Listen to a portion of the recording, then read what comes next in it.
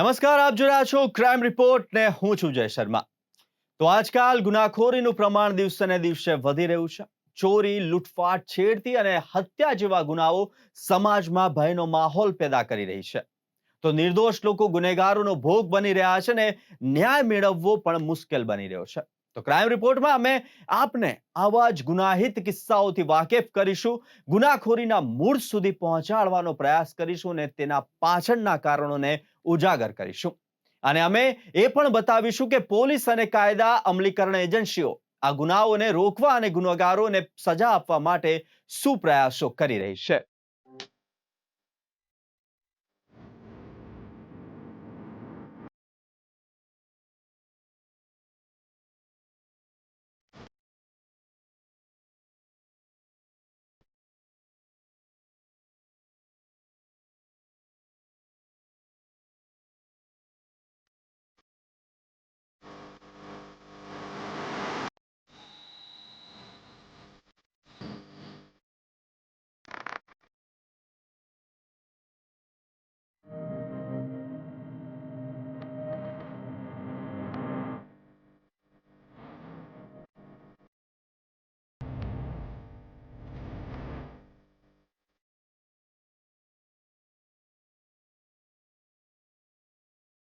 વાત કરીએ crime city સુરતની, તો સુરતમાંથી વધુ એકવાર એક મોટું સાયબર ફ્રોડનું રેકેટ ઝડપાયું.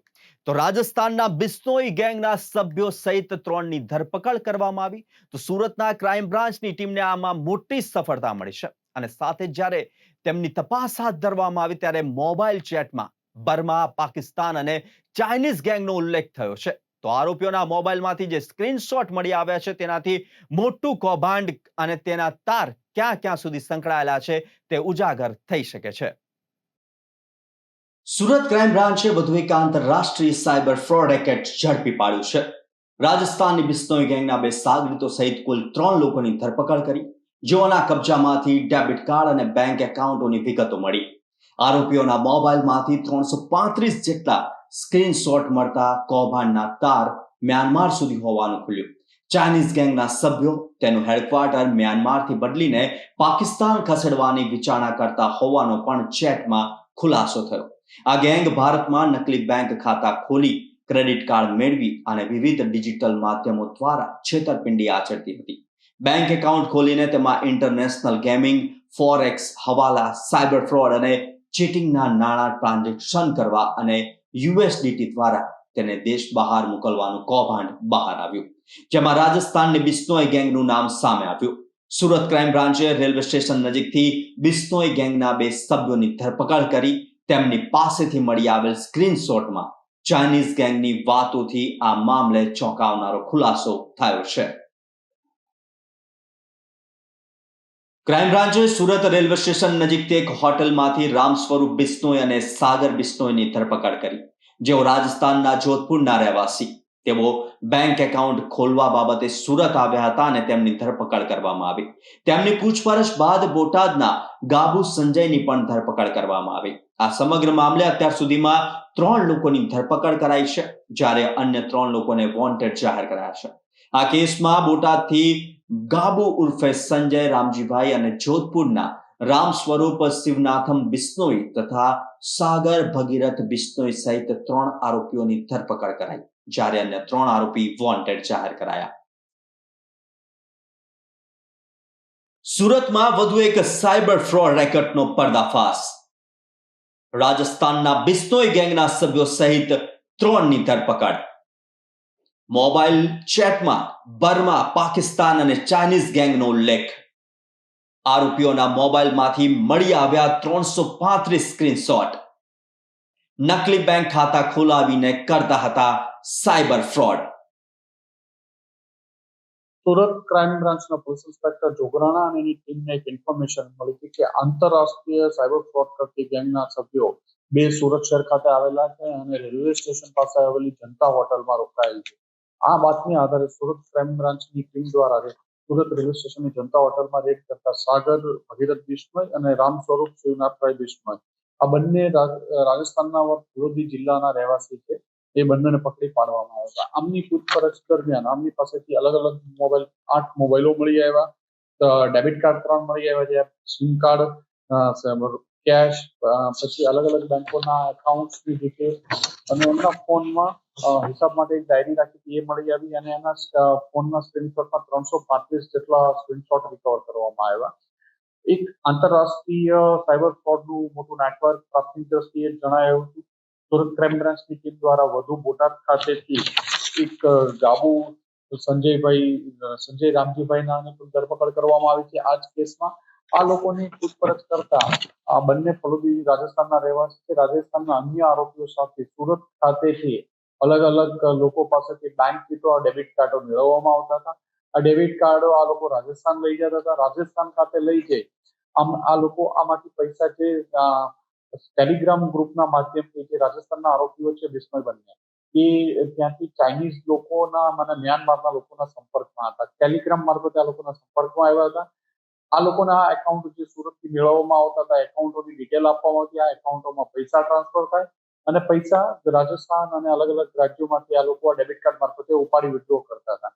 આ પૈસાને એક આંગળીયા પેઢીઓમાં આપે. આંગળીયા પેઢીથી ડાર્ક વેબથી લોકો એના યુએસડીટી ખરીદી અને એ ટ્રાન્સફર મ્યાનમાર અને ચાઇનીઝ લોકોને આ પણ ટ્રાન્સફર કરવામાં આવતા હતા. પ્રાથમિક દ્રષ્ટિએ આ લોકોના જે એકાઉન્ટ જોવામાં આવ્યા તો એનસીસીઆરપી પોર્ટલ ઉપર 194 બેંકોના અલગ અલગ એકાઉન્ટો આમની પાસેથી મળ્યા હતા. જે બેંકોના એકાઉન્ટો 194 મળ્યા અલગ અલગ બ્રાન્ચોને, જેમાં વધુ જોઈએ તો સિટી યુનિયન બેંકના 68 છે, પણ PNB, state bank of India, UBI, ICICI bank વગેરે બેંકોના અલગ અલગ એકાઉન્ટ મળ્યા હતા. અને આમના ઉપર 500 થી વધુ એનસીસીઆરપી પોર્ટલ ઉપર ફરિયાદો મળી આવી છે, જેમાં 60 થી વધુ ગુજરાતની ફરિયાદી છે અને અંદાજે 50-60 કરોડથી વધુનું પ્રાથમિક દ્રષ્ટિએ જે સાયબર ફ્રોડ હોવાનું જણાય આવે છે. અને જેમાં આ લોકો સીધા જ ચાઇનીઝ અને મ્યાનમાર, કંબોડિયાના લોકો સાથે પણ સંપર્કમાં હોવાનું મળે આવે છે. એમની ચેટ કરી અને એ પણ જણાવે છે કે હેડક્વાર્ટર હવે મ્યાનમાર, બર્માથી એ લોકો શિફ્ટ કરી પાકિસ્તાન કરવાનું વિચારી રહ્યા છે. એવા મોબાઈલમાંથી સ્ક્રીનશોટ પણ મળી આવ્યા છે અને એક આંતરરાષ્ટ્રીય નેટવર્ક શોધવામાં સુરત ક્રાઇમ બ્રાન્ચને સફળતા મળી છે અને વધુ આ બાબતનું ઇન્વેસ્ટિગેશન ચાલુ છે. આ લોકો સુરતમાં રેલવે સ્ટેશન પાસે જનતાનગર પાસે જનતાના હોટલમાંથી મળી આવ્યા છે. આરોપીઓ પાસેથી મળી આવેલ 8 મોબાઈલ ફોન અને તેમાંથી મળેલા 335 જેટલા સ્ક્રીનશોટ આ કૌભાંડની ગંભીરતા દર્શાવે છે. આ સ્ક્રીનશોટમાં ક્રાઇમ બ્રાન્ચને પણ ચોંકાવનારા ખુલાસા મળ્યા. ખાસ કરીને ટેલિગ્રામ ચેટ પરથી મળેલા એક સ્ક્રીનશોટમાં ચાઇનીઝ ગેંગનો એક સભ્ય સ્પષ્ટપણે લખે છે કે ટૂંક સમયમાં હેડક્વાર્ટર બર્માથી પાકિસ્તાનમાં બનાવવામાં આવી રહ્યું છે. આ દર્શાવે છે કે સાયબર ફ્રોડ ગેંગ આંતરરાષ્ટ્રીય સ્તરે સક્રિય છે અને તેઓ મ્યાનમારથી પાકિસ્તાન સ્થળાંતર કરવાની તૈયારીમાં હતા. સંભવતઃ ભારતીય એજન્સીઓની પહોંચથી દૂર રહેવા માટે આ ટેલિગ્રામ ચેટ્સ દ્વારા તેઓ ભારતમાં પોતાના નેટવર્કને ઓપરેટ કરતા અને પૈસાના વ્યવહારોનું સંકલન કરતા. આ ફોનનું ડીપ એનાલિસિસ કરવા માટે એફએસએલમાં પણ મોકલવામાં આવ્યા છે. તો પકડાયેલા આરોપી સાગર ભગીરથ રામ અને રામ સ્વરૂપ શિવનાથ અને રામ બિશ્નોઈ ભારતની મોડસ ઓપરેન્ડન્સીની વાત કરીએ તો અલગ અલગ રાજ્યોમાં જઈને સહ આરોપી પ્રમોદના સંપર્કમાં રહીને ₹8,000 થી 10,000માં બેંક કીટ અને સિમ કાર્ડ મેળવતા હતા. આ કીટને તેઓ ₹25,000 થી 30,000માં પ્રમોદ મારફતે જ્ઞાન અને શ્યામ બિશ્નોઈને આપતા હતા. આ ગેંગ સુરત સહિત અન્ય શહેરોમાં અલગ લોકો પાસેથી બેંક ડિટેલ્સ અને ક્રેડિટ કાર્ડ મેળવી લેતી હતી. હવે સંબંધોને શર્મસાર કરતી ઘટનાઓ બની રહી છે. આવી જ ઘટના બની છે તાપી જિલ્લાના કુકરમુંડામાં, કે જેની અંદર એક આ કરુણ ઘટનામાં સગા ભાઈએ જ મિલકત વિવાદમાં પોતાના ભાઈની જ હત્યા કરી નાખી છે. આ ઘટનાથી સમગ્ર પંથકમાં ચકચાર મચી જવા પામી છે. કેમ કરી ભાઈએ ભાઈની હત્યા, જોઈએ આ રિપોર્ટમાં. બનાવની ઘટનાની વાત કરીએ તો મહારાષ્ટ્ર રાજ્યની હદની અડીને આવેલા તાપી જિલ્લાના કુકરમુંડા ગામના ગોકુળ ફળિયામાં ગત 16 જૂનના રોજ આ લોહિયાળ ખેલ ખેલાયો. પોલીસ ચોપડે નોંધાયેલ વિગતો મુજબ પાડવી પરિવારના 3 ભાઈઓ વચ્ચે મિલકતની વહેંચણી બાબતે લાંબા સમયથી તકરાર ચાલી રહી હતી. આ તકરારે એટલું ઉગ્ર સ્વરૂપ ધારણ કર્યું કે મોટા ભાઈ શરદને તેના નાના ભાઈએ વિપુલ અને શંકરે એકજૂથ થઈને મોતને ઘાટ ઉતારી દીધો.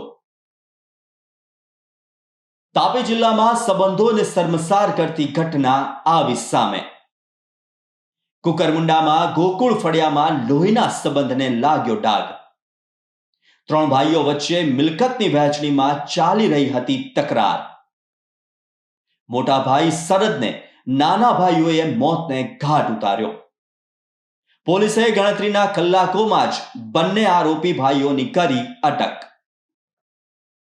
તાપી જિલ્લાના કુકરમુંડા પોલીસ સ્ટેશન વિસ્તારમાં ગત તારીખ 15 જૂન 2025ના રોજ એક મર્ડર યાની કે ખૂનનો એક ગુનો નોંધવામાં આવેલ છે, જેમાં કુકરમુંડાના ગોકુળ ફળિયા ખાતે રહેતા શરદભાઈ માનસિંહભાઈ પાડવી તેમના બે સગા ભાઈઓ દ્વારા જ એક ઘરની જગ્યાના ભાગ અને એના હિસ્સા બાબતની લડાઈ થઈ હતી અને એમાં મારામારી થતા તેમના બે સગા ભાઈઓ દ્વારા તેમનું ગળું દબાવી અને તેમની હત્યા કરવામાં આવેલ છે અને તે અંગેનો ગુનો નોંધવામાં આવેલ છે અને બંને આરોપી જે છે તે શંકર અને વિપુલ તેની ધરપકડ કરી અને આગળની કાર્યવાહી હાલ ચાલુ છે. આરોપી ભાઈઓએ શરદને ગળે ટૂંપો દઈને તેનું જીવન ટૂંકાવી દીધું. આ અંગેની ફરિયાદ શરદની પત્નીએ કુકરમુંડા પોલીસ મથકે નોંધાવતા પોલીસે ગણતરીના સમયમાં જ બંને આરોપી ભાઈઓની અટકાયત કરી અને તેમની વિરુદ્ધ કાયદેસરની કાર્યવાહી હાથ ધરી. આ ઘટનાએ પારિવારિક સંબંધોમાં મિલકત વિવાદના ભયાવહ પરિણામો ફરી એકવાર ઉજાગર કર્યા. એક વર્ષથી વધુ સમયથી પોલીસને થાપ આપતી સોશિયલ મીડિયા અને ટિકટોક સ્ટાર કીર્તિ પટેલની આખરે ધરપકડ થઈ.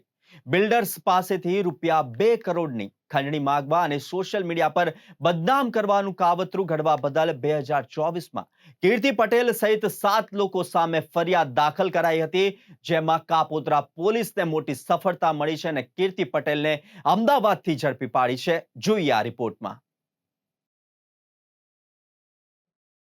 આ કેસનો પાયો વજુ કાથરોડિયા અને કીર્તિ પટેલના એક સાગરીત વચ્ચે અગાઉ ચાલી રહેલ એક પ્રોપર્ટી વિવાદનો છે. આ પ્રોપર્ટીને લગતો કોર્ટ કેસ 2024માં સુનાવણી પર આવવાનો હતો. આ સમયગાળાનો લાભ ઉઠાવી કીર્તિ પટેલ અને તેના સાગરીતોએ વજુ કાથરોડિયા પાસેથી બળજબરીથી પૈસા પડાવવા માટે એક કાવતરું ઘડ્યું. આ કાવતરાના ભાગરૂપે કીર્તિ પટેલ અને તેના સાગરીતોએ સોશિયલ મીડિયા પર વજુ કાથરોડિયાને બદનામ કરવાનું શરૂ કર્યું અને તેમને માનસિક ત્રાસ આપવાનું પણ શરૂ કર્યું, જે અંગે કાપોદ્રા પોલીસ સ્ટેશનમાં ફરિયાદ નોંધવામાં આવી. ખંડણી માટે વજુ કાથરોડિયાને સમાધાનના બહાને એક ફાર્મ હાઉસમાં બોલાવવામાં આવ્યા, જ્યાં જાનવી ઉર્ફે મનીષા ગોસ્વામી, જાકીર અને કીર્તિ પટેલ અને વિજય સવાણીએ વજુ કાથરોડિયાને ઠંડા પીણામાં નશીલો પદાર્થ પીવડાવ્યો. ત્યારબાદ તેમના વાંધાજનક ફોટા અને વિડીયો બનાવીને તેમને બ્લેકમેલ કરવાનું શરૂ કર્યું અને સમાધાન માટે 2 કરોડની માંગણી કરી. જો પૈસા ન ચૂકવાય તો આ ફોટા અને વિડીયો ઇન્સ્ટાગ્રામ સહિત વિવિધ સોશિયલ મીડિયા પ્લેટફોર્મ પર વાયરલ કરીને બદનામ કરવાની ધમકી આપી. જ્યારે વજુ કાથરોડિયાએ ખંડણીના પૈસા આપવાનો ઇનકાર કર્યો ત્યારે કીર્તિ પટેલે સોશિયલ મીડિયાનો ઉપયોગ કર્યો અને તેમને વધુ બદનામ કરવાનું શરૂ કર્યું. તેણે બિલ્ડર વજુની નાની દીકરીઓ પર બળાત્કારના ખોટા અને પાયાવિહોણા આરોપ મૂક્યા. આ ઉપરાંત તેમણે વજુની પત્નીના ફોટા ક્યાંકથી મેળવીને અલગ અલગ લખાણની સ્ટોરીઝ મૂકી અને ખોટા કેસમાં વજુને ફસાવવાની ધમકી આપી. સુરતના કાપોદ્રા પોલીસની કાર્યવાહી. સોશિયલ મીડિયા સ્ટાર કીર્તિ પટેલની કરાઈ ધરપકડ. 1 વર્ષ પહેલા નોંધાયેલ ખંડણી ફરિયાદ મામલે કરવામાં આવી ધરપકડ. ફરિયાદ નોંધાતા કીર્તિ પટેલ હતી પોલીસ પકડથી દૂર. કીર્તિ પટેલ પર પોલીસ મથકમાં અનેક ગુના દાખલ. સુરતના બિલ્ડર પાસેથી 2 કરોડની માંગવામાં આવી હતી ખંડણી. तारीख 2/6/2024 को कापोद्रा पुलिस स्टेशन के विस्तार में एक एफआईआर दर्ज हुआ, जिसका under section 386, 389, 504, 5062, 328, 507, 120B of IPC, 66E and 67 of IT act के तहत एक एफआईआर दर्ज हुआ. इसमें टोटल 5 से ज्यादा आरोपी थे. इसमें एक आरोपी कीर्तिबेन डॉटर ऑफ रणछोड़ भाई अडालजा, रेसिडेंट इनका पर्वत पाटिया सूरत है. ये एब्सकॉन्डर थी पिछले 10 महीने से और सेक्शन 70 ऑफ सीआरपीसी के तहत एक वारंट ऑफ अरेस्ट इशू किया गया था ऑनरेबल कोर्ट के द्वारा.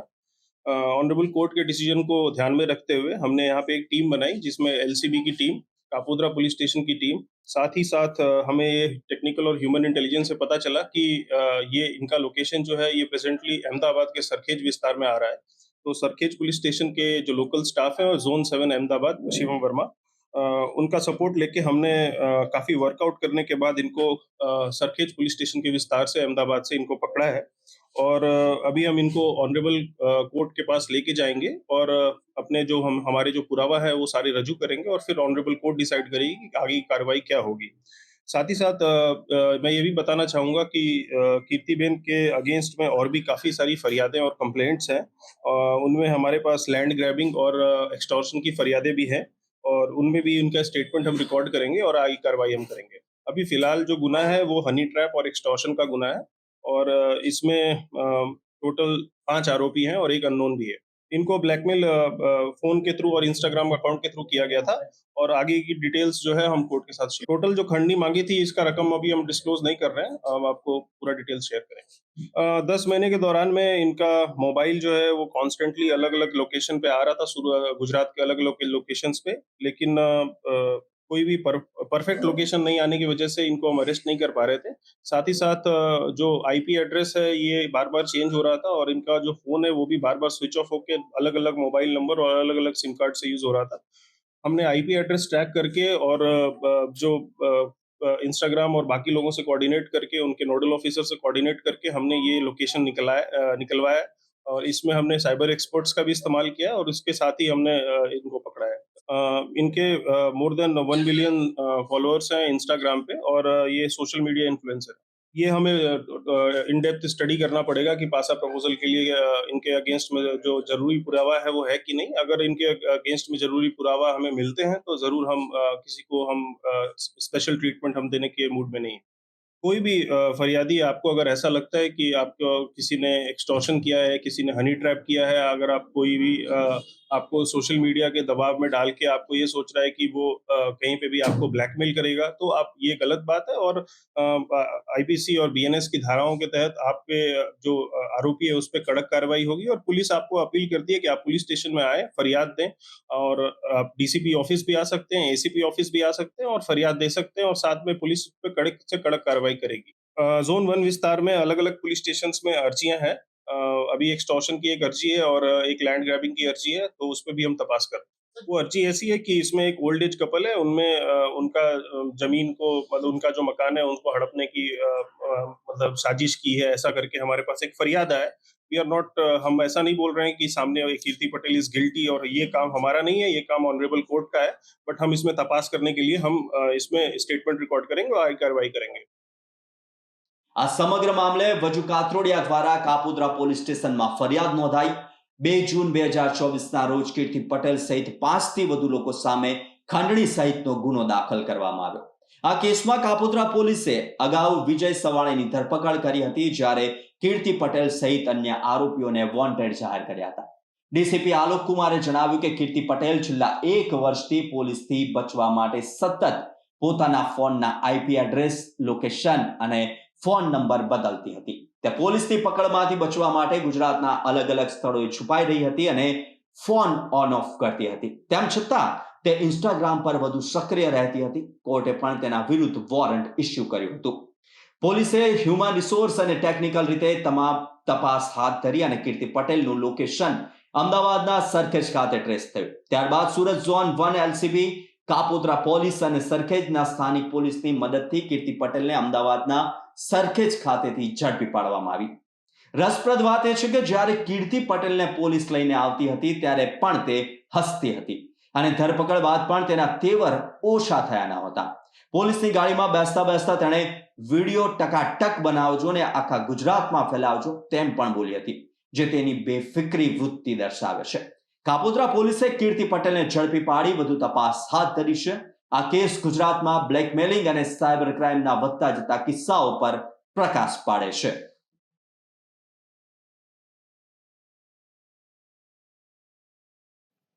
અમદાવાદ ક્રાઇમ બ્રાન્ચને મોટી સફળતા મળી છે। અમદાવાદ ક્રાઇમ બ્રાન્ચે લોરેન્સ બિશ્નોઈ ગેંગના સાગરિતની ધરપકડ કરી છે। આરોપી છેલ્લા 3 વર્ષથી ગુજરાત એટીએસના આર્મ્સ એક્ટના ગુનામાં નાસ્તો ફરતો હતો, જે આરોપીની આંતરરાજ્યમાંથી ધરપકડ કરવામાં આવી છે। કેવી રીતના કરવામાં આવી ધરપકડ જોઈએ આ વિશેષ અહેવાલમાં। અમદાવાદ ક્રાઇમ બ્રાન્ચની પકડમાં ઉભેલો આ આરોપી મનોજ ઉર્ફે ચક્કી સાલવી છે।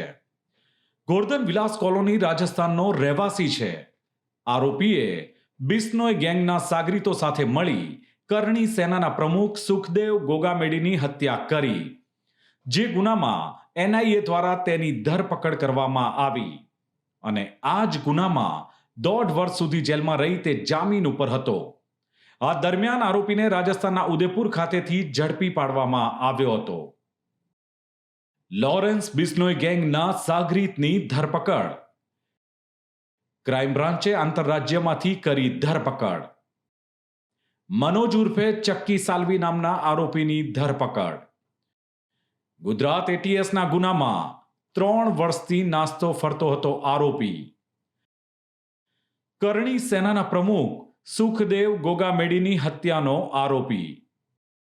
ક્રાઇમ બ્રાન્ચે ગુજરાત એટીએસના ગુનામાં કરી ધરપકડ. એ રોહિત હત્યાના 1 મહિના અગાઉ ઉદયપુરમાં આરોપી સાથે આવેલો અને એ દરમિયાન પણ એને હથિયાર જે છે હાલના આરોપીએ પૂરું પાડેલું હતું અને ઉદયપુર પોલીસ દ્વારા હત્યાના 2-3 મહિના અગાઉ આ આરોપી સાથે સુખદેવ ગોગામેડીના મુખ્ય આરોપીની પણ ધરપકડ કરી હતી. ત્યારબાદ તે લોકો જામીન પર મુક્ત થયા અને ત્યાંથી તેમને એક ગુનો નોંધાયો. તપાસ દરમિયાન આરોપી વિરુદ્ધમાં અલગ અલગ જે ગુનાઓ સામે આવ્યા છે એની પણ અમે એના કેસ કરવાની પણ વાતચીત કરી રહ્યા છીએ. આ ઉપરાંત એના મોબાઈલની અંદર જે છે ઇન્સ્ટાગ્રામની અંદર જે રીલ્સ વગેરે મળી છે એ બાબતેમાં ઊંડાણપૂર્વક તપાસ ચાલી રહી છે. ગુજરાત એટીએસના આર્મ્સ એક્ટના ગુનામાં છેલ્લા 3 વર્ષથી આરોપી મનોજ સાલ્વી નાસ્તો ફરતો હતો. એટીએસે એલિસબ્રિજ પંચવટી સર્કલ પાસેથી રૂપલાલ સાલ્વીની પિસ્ટલ તથા કારતૂસ સાથે ધરપકડ કરી હતી. જે હથિયાર મનોજ સાલ્વીએ આપ્યું હોવાનું ખુલવા પામ્યું હતું. ત્યારે આરોપી મનોજ સાલ્વી ઉપર રાજસ્થાન તથા દિલ્હી સહિત પોલીસ સ્ટેશનમાં 11 જેટલા ગુનાઓ નોંધાયેલા છે. જે આરોપીની ક્રાઇમ બ્રાન્ચે ધરપકડ કરી વધુ તપાસ હાથ ધરી છે. તો સુરતમાં અમદાવાદની આર મહેન્દ્ર આંગડિયા પેઢીના કર્મચારીઓ સતત 3 દિવસમાં લૂંટ અને ચોરીનો ભોગ બન્યા. બંને ઘટનાઓ વરાછાના વૈશાલી 3 રસ્તા પાસે જ બની. ઉપરા છાપરી બનેલી આ ઘટનાઓએ પોલીસને પડકાર ફેંક્યો. ગુનેગારોને પકડવા માટે હાલ તો પોલીસે સીસીટીવી ફૂટેજ અને અન્ય પુરાવાઓના આધારે વધુ તપાસ હાથ ધરી છે.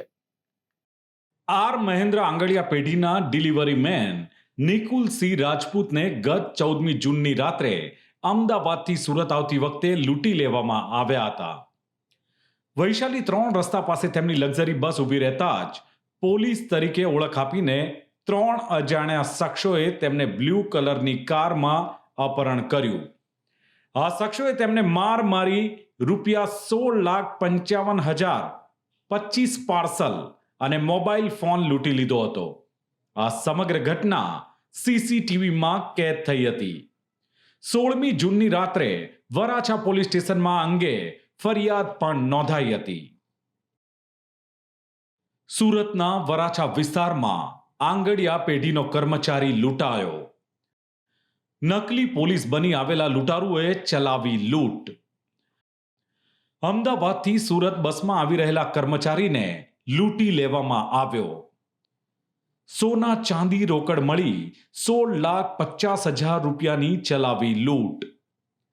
24 કલાકમાં આર મહેન્દ્ર આંગડિયા પેઢી સાથે બન્યો આ બીજો બનાવ. બસમાંથી નજર ચૂકવી 26 લાખના ડાયમંડની કરી ચોરી. तारीख 16 जून को वराछा पुलिस स्टेशन के विस्तार में एक ऐसी घटना हुई कि एक आंगड़िया वाला उसका जो डिलीवरी का पार्सल है वो अहमदाबाद से यहाँ सूरत की तरफ आ रहा था और सूरत के विस्तार में जोन 1 के विस्तार में वो वहाँ पे उतरता है और 3 लोग एक गाड़ी में आते हैं उसको और उसको बोलते हैं कि हम पुलिस के लोग हैं और उनके पास जो पैंट है वो भी खाकी पैंट होता है और उनका जो जूता होता है वो भी खाकी कलर का जो पुलिस का जूता होता है वही जूता है और वो उनको बोलते हैं कि आपके पैकेट में जो है वो नारकोटिक्स और ड्रग्स है और इसीलिए आप पुलिस स्टेशन चलो और पुलिस स्टेशन में आपके ऊपर कार्रवाई करेंगे और ये वो करेंगे. तो जो डिलीवरी लेके जो बंदा आता है वो डर जाता है और वो गाड़ी में बैठ जाता है और गाड़ी में बैठ के वो उसको कदरगाम के विस्तार में जाके उसको उतार देते हैं और 18 लाख रुपए जो उनके पास जो मुद्दा माल था 18 लाख वो 18 लाख उससे लूट लेते हैं. तो ये घटना 16 तारीख को बनती है और 17 तारीख को उसी आंगड़िया पेड़ी का जो एक बंदा है जो कि अहमदाबाद से फिर से आता है डिलीवरी लेके, इस बार 23 लाख रुपए उसके पास होते हैं। और जो ऐसी जो उसका स्टेटमेंट है उसमें ऐसी बात है कि बस में वो ड्राइवर के पास जाता है कुछ पूछने के लिए और तब तक उसका जो पैकेट है उसके सीट पे रखा होता है और दो लोग उसका पैकेट लेके उतर जाते हैं। तो सेम ही आंगड़िया पेड़ी के साथ एक बैक टू बैक डेज में 2 बनाव हुए हैं। तो इसमें क्राइम की टीम और जोन 1 की एलसीबी और वराछा पुलिस स्टेशन की टीम इसमें कॉन्टिन्यूअस एफर्ट कर रही है और हम जल्दी आरोपी को पकड़ेंगे। આ ઘટનાની તપાસ ચાલી રહી હતી ત્યારે માત્ર 9 કલાકમાં જ આ જ પેઢીના બીજા ડિલિવરી મેન એટલે કે પ્રફુલ્લ પરસોત્તમ પટેલ પણ લૂંટનો ભોગ બન્યા। 17મી જૂનના રોજ વહેલી સવારે 5:15 વાગે વૈશાલી 3 રસ્તા પાસે તેમની બસ ઊભી રહી હતી ત્યારે બસમાં બેઠેલા 2 ગઠિયાઓએ તેમની પાસેથી 4.10 લાખના હીરા અને સોનાના પાર્સલોનો થેલો લઈ ફરાર થઈ ગયા। ઉપરા છાપરી બનેલી આ 2 લૂંટની ઘટનાઓએ પોલીસને દોડતી કરી દીધી। પોલીસ સીસીટીવી ફૂટેજના આધારે વધુ તપાસ કરી રહી છે અને લૂંટારૂ ગેંગને પકડવા માટે સઘન પ્રયાસો પણ પોલીસ કરી રહી છે। આટલી ટૂંકી અવધિમાં 2 ડિલિવરી મેનને નિશાન બનાવવામાં આવ્યા હોવાથી પોલીસ કોઈ આંતરિક વ્યક્તિની સંડોવણીની શક્યતા પણ ચકાસી રહી છે। તો પોલીસ અને સુરક્ષા એજન્સીઓ દિવસ રાત આપણી સુરક્ષા માટે કાર્યરત છે ત્યારે આપણે પણ તેમને સહકાર આપીએ। જો તમને કોઈ પણ શંકાસ્પદ ગતિવિધિ જણાય તો તરત જ પોલીસને જાણ કરો। આપણી સાવધાની અને જાગૃતિ જ ગુનેગારોને રોકવામાં મદદરૂપ થશે। ફરી મળીશું આવતા અઠવાડિયે ક્રાઇમ રિપોર્ટના એક નવા એપિસોડ સાથે, એક નવા ગુનાની કહાની અને તેની તપાસ સાથે। ત્યાં સુધી મને આપશો રજા। જોતા રહો ક્રાઇમ રિપોર્ટ। સાવધાન રહો, સુરક્ષિત રહો। જય હિન્દ, જય ભારત।